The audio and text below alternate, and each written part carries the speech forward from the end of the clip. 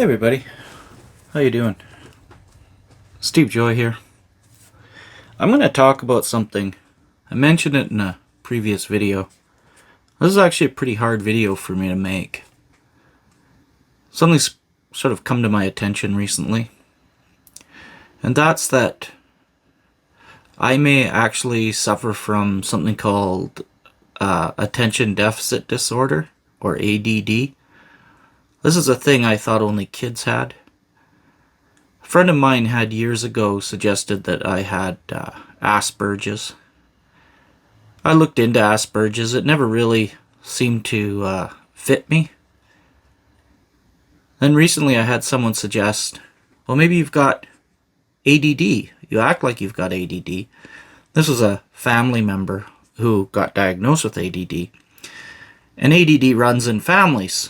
So I thought, well, all right, maybe. What is it about? And so I've read a couple of books about it. This one, You Mean I'm Not Lazy, Stupid, or Crazy by Kate Kelly and Peggy Ramundo. It's a really good book. Opened my eyes up. So I haven't been diagnosed, but, you know, I know myself pretty well. I'm well read. I don't really feel any desire to have somebody else validate what I think, so I don't really need a diagnosis. Enough of this stuff has hit home. I took some tests online and scored 98%. That's pretty damning. That suggests to me that I might have this ADD thing. It's interesting. It's hard for me to talk about. Not that I think, oh, it's a problem or something. It's not that. The difficulty is some things that I thought were uniquely me turn out not to be uniquely me. Turn out to be a symptom of this ADD stuff. So what ADD is, basically, and apparently it affects about 3 to 5% of the population, maybe more depending on who you talk to. But it affects the regulating function of your central nervous system. So basically, you can't screen out stimuli. You don't respond to it like everyone else does. And after reading this book and reading a couple other books, it really hit home with me. Like, I do think that this is the case, that I have this thing. So it's difficult to admit something like that, obviously, and I'm doing it in a very public way. But the reason I'm doing it is because it had a lot of effect on my gaming over the years. And I thought that would be an interesting topic, especially for anybody else that has ADD or ADHD. The H in ADHD, I don't know if that's a child thing. I don't think so. I think adults can have that too. But that can stand for hyperactive or hypoactive. Hypoactive is where somebody's really slow and they move slowly. It's sort of the opposite of hyperactive, which is where somebody moves very quickly. I don't have any of those, so I think it's just ADD that I sort of suffer from. So some of the things that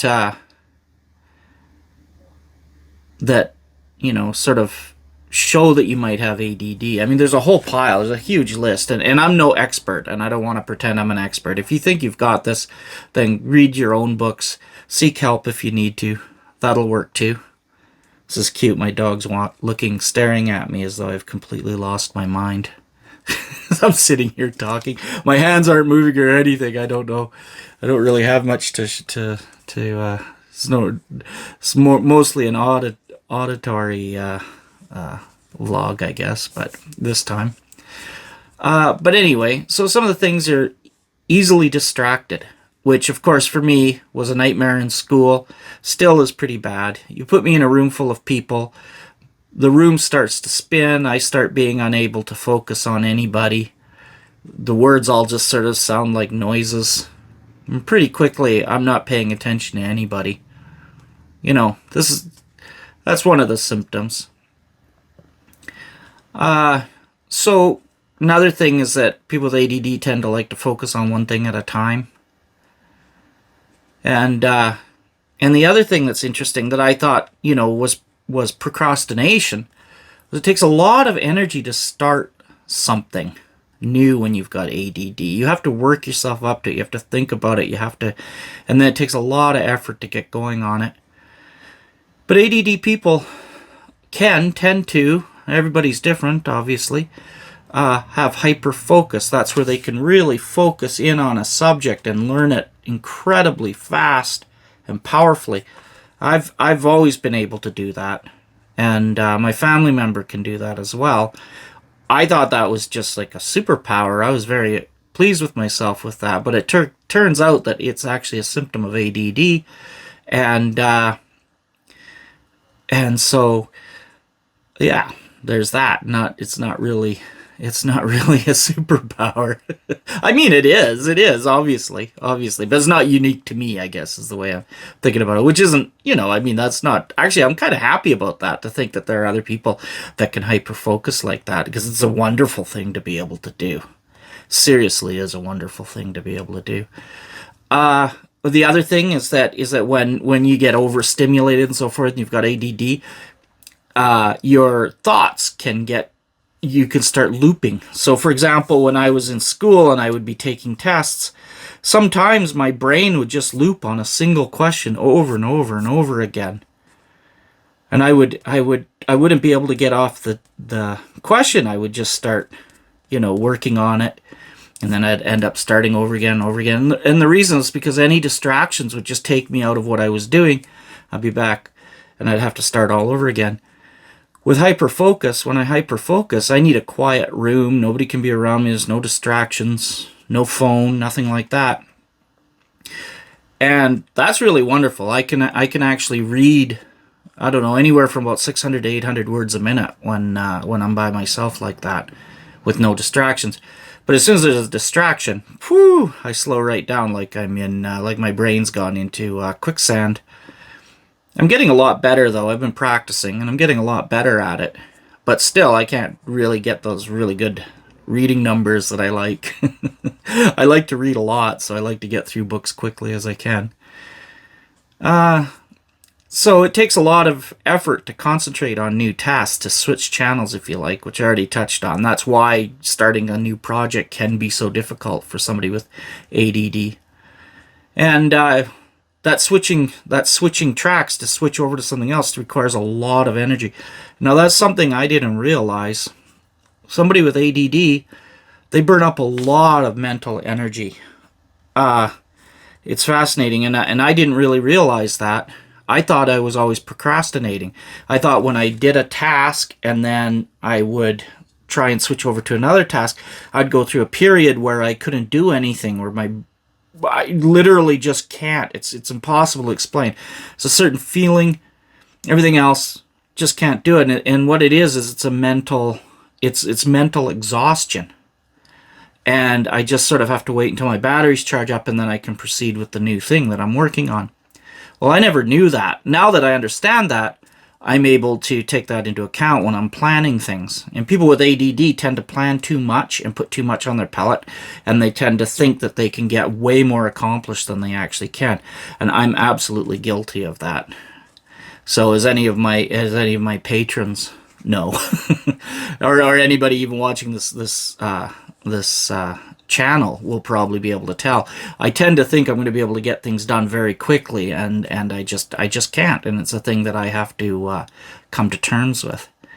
And the other thing that's difficult too is that people with ADD tend to have emotional roller coasters.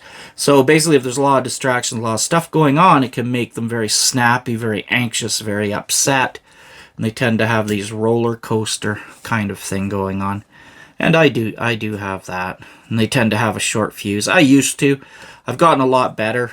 Been working on this stuff for a lot of years without knowing it was actually a thing. I just knew I didn't want a short fuse, right?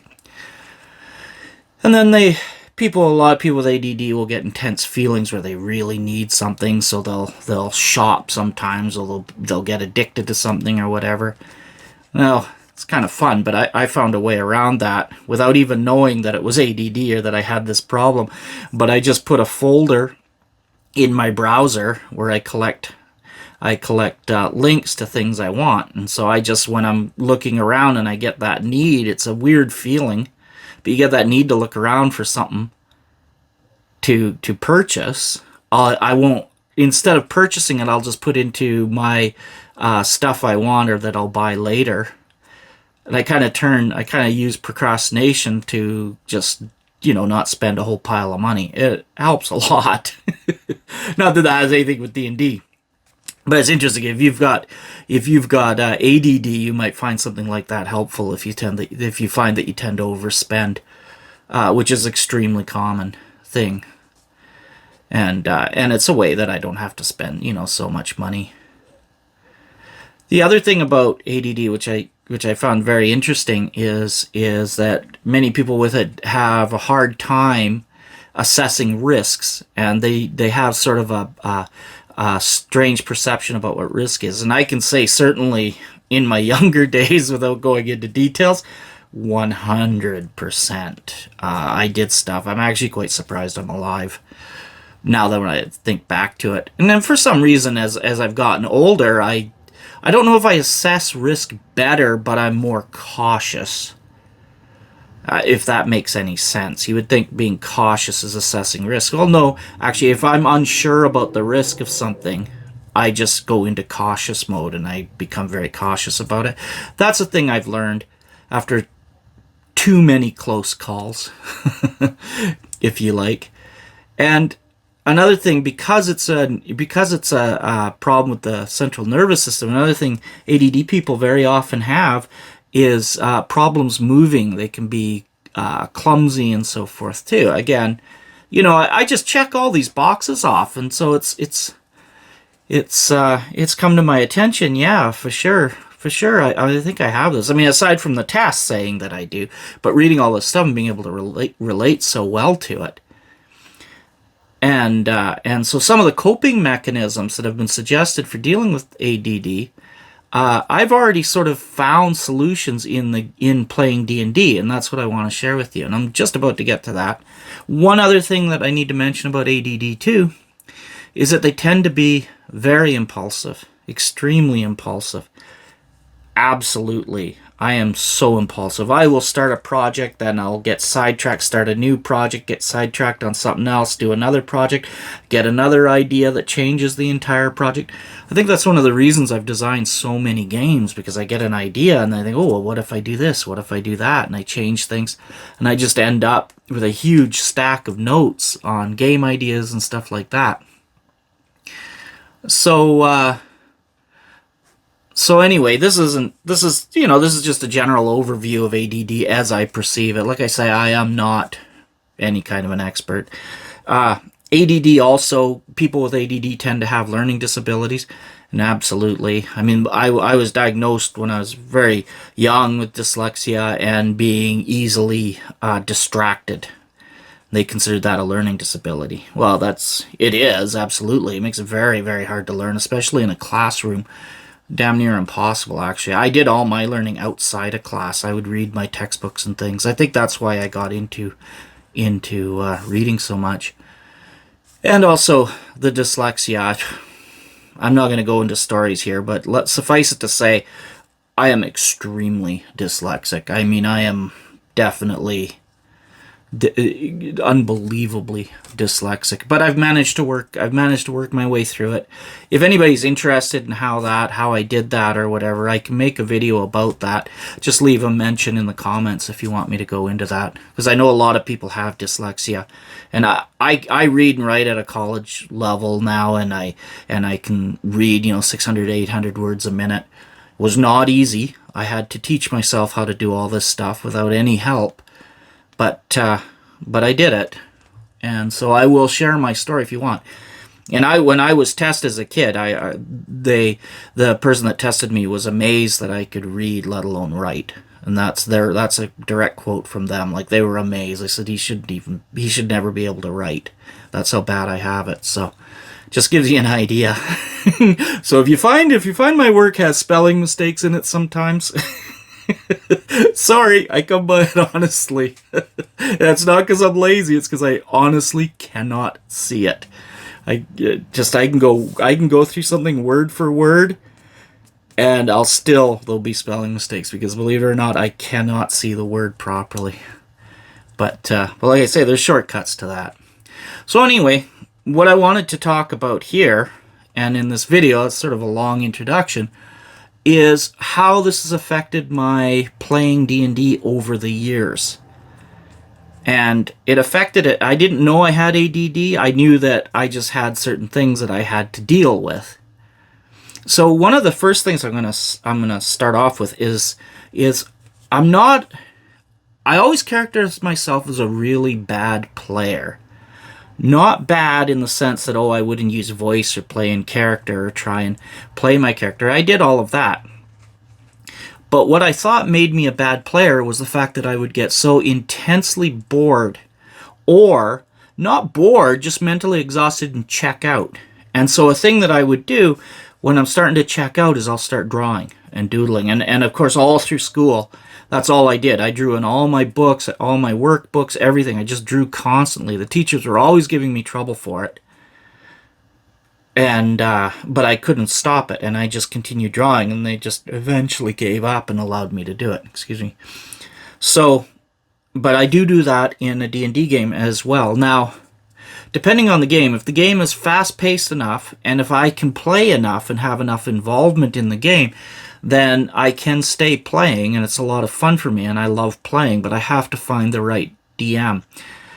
And the DM, what I need is to not go more than, like I need a DM that isn't going to go on long tangents, either with me or any other players. I need a DM that's going to give everybody rapid turns and quick. And I like DMs that play less philosophically. They don't really explain things all that much. They just let the players explore the world around them and discover the world around them. But I need that in the extreme, and I need that at a level that there are not a lot of DMs that can do that. I've met a few, and I've enjoyed some really wonderful games that they've run, and I really appreciate them. Some of them didn't even know the rules, but that actually turns out doesn't really matter. What I needed was the quick and the being able to take part often would keep me engaged in the game. Unfortunately, too, even with that, though, I can lose the plot. I can forget what's going on. I can get lost in my own little world and go off on a little tangent. That's common with ADD as well. People with ADD tend to see things other people don't, and they tend to go off and get lost in details and start exploring different veins and different avenues. So this led me to think, well, maybe I ought to be a DM.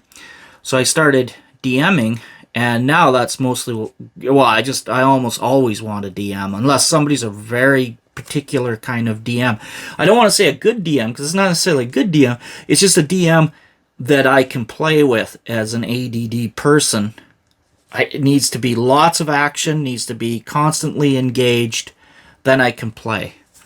But, that's very, very few DMs are actually like that. And if you're a DM and you've got an ADD player, this might help you to sort of understand, okay, I can't waste too much time on detail. I can't waste too much time on each player. I need to move it very quickly so everybody gets a chance to play often. And that will keep me, that'll keep an ADD person's attention.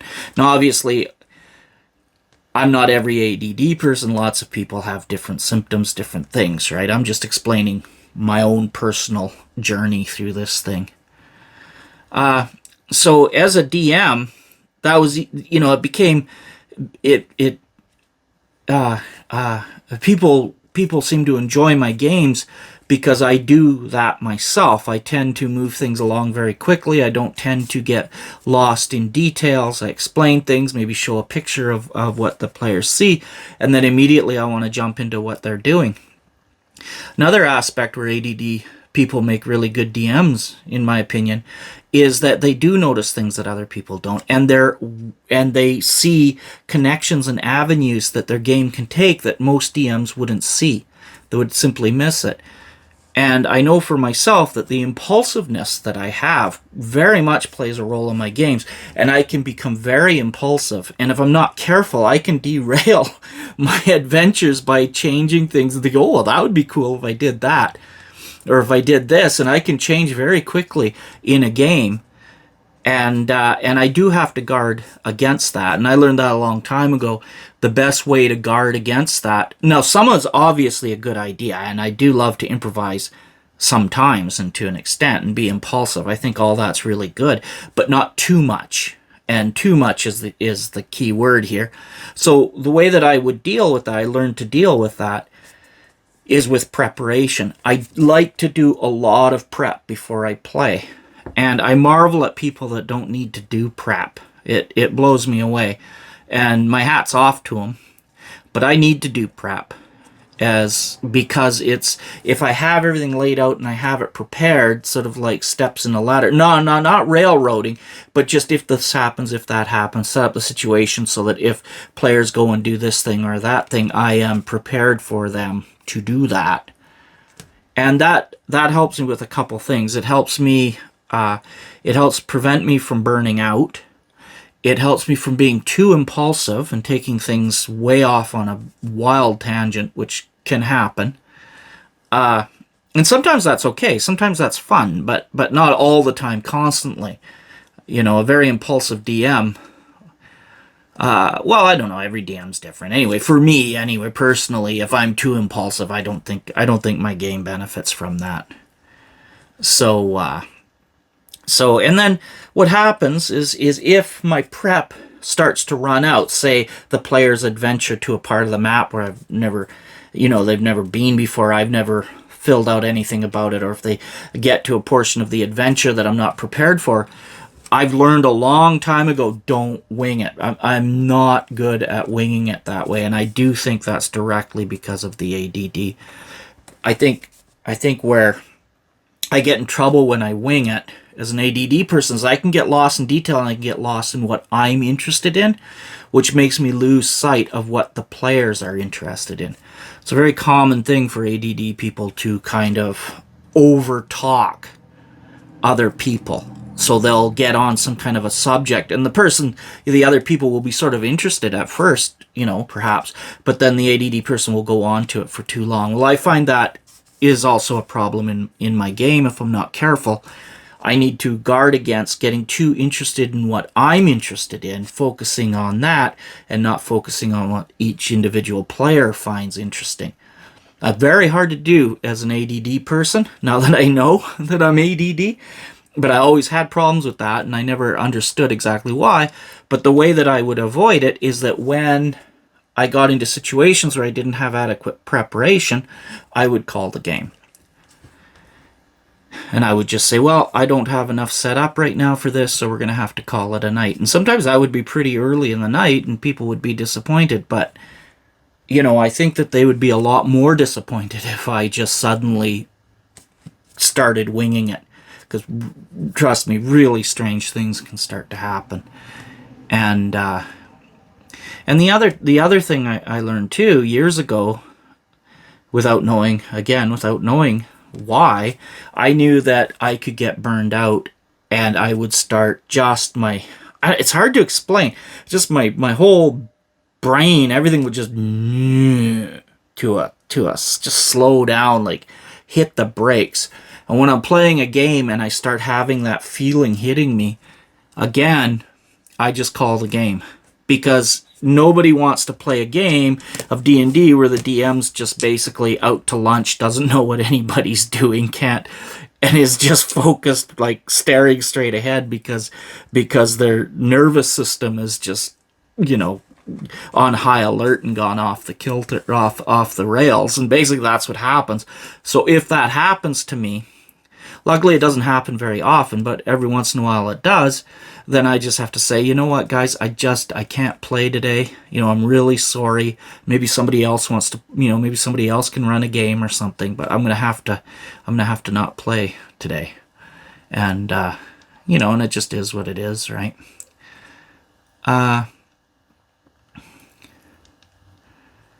What else? Yeah, Okay. So the other thing that I need to do, now this is just perhaps me, I don't know. Maybe this is an ADD trick, I don't know. But I would always have a full character sheet of players so that I could know exactly, because otherwise I would tend to forget details, lose details about players. And, their characters' names and what classes they were, what races they were, whatever. And so if I don't keep a copy of their character sheet with me, I can start to forget that. And I don't know if that's an ADD thing. I don't know what that is. But anyway, I'm still learning about this. I'm exploring it. Like I say, I'm no expert. If you think if you have ADD, I would suggest talking to an expert, or at least studying about it. There are online tests that you can take that will tell you whether you do or not, or at least give you a pretty good indication. In my case, 98%. It's a pretty good indication, not to mention I've had family members say, which again is a pretty good indication. So I don't know what can be done, about it or anything like that. I haven't gotten to that stage of things. I just want to make this video because I thought it might help other people out there to sort of how I deal with it. Maybe they might find some help in there in how to deal with it. And so that's why I'm sharing this. My instincts are not to share it. My instincts are to, just stay quiet about it. But I think I'd like to share it. I think this is a topic I've never heard talked about before. In D&D, dealing with something like ADD. And for DMs that have an ADD player, again, this might be helpful for them too, to sort of understand why that player just stops listening, starts drawing, starts doodling, starts playing with their phone, starts doing something and just disengages with the game altogether. Well, that's why they've just become overstimulated, probably, or not stimulated enough. And so if you up the ante, if you just increase the action, if they get to participate more and more often, I think you'll find that they'll put the phone down. I think you'll find they'll quit doodling. But they still may have trouble remembering details in the game and so forth. I mean, certainly I did. And do. So, yeah. Okay, that's all I wanted to say in this video. I do recommend I can't talk. I do recommend this book. It's a great book.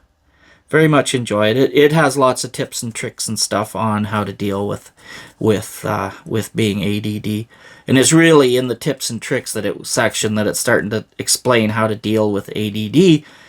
I'm realizing everybody is affected by it differently, and I'm also realizing I already learned or created my own sort of techniques for surviving it in playing D&D. And so everybody's going to be different. How it affects them is going to be different. But yeah, just thought I'd make this video in case it helps somebody, and thank you for listening. Please leave a like and a thumbs up, and please remember to subscribe. I know it seems silly. Why does he always say subscribe? Well, the reason is because it actually really helps me. If I can get to 1,000 subs, I can start including links in my videos and doing other stuff, and I think that would be really exciting. I would love to be able to do that. So that's why I'm always saying that. All right. Thank you again, and talk to you later.